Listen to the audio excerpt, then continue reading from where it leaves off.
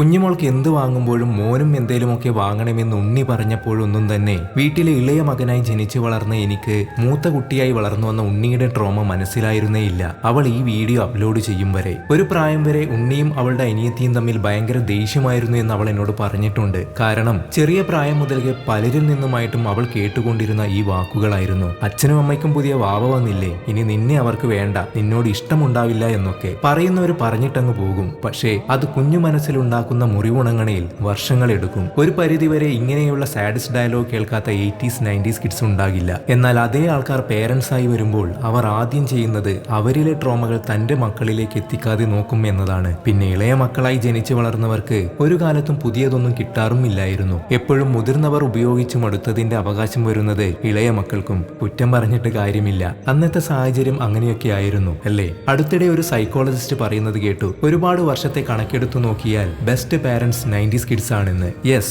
നമുക്കറിയാം നമ്മൾ അനുഭവിച്ച വിഷമങ്ങളും വേദനകളും ഒന്നും തന്നെ പുതിയ തലമുറയിലേക്ക് കടത്തിവിടേണ്ടെന്ന്. അതെ, ന്യൂ ജനറേഷൻ പാരന്റ്സ് ഇങ്ങനെയുള്ള പല കാര്യങ്ങളിലും കിടുവാണ്. എന്താണ് നിങ്ങളുടെ അഭിപ്രായം? അപ്പോൾ വിശേഷങ്ങൾ തുടരാം.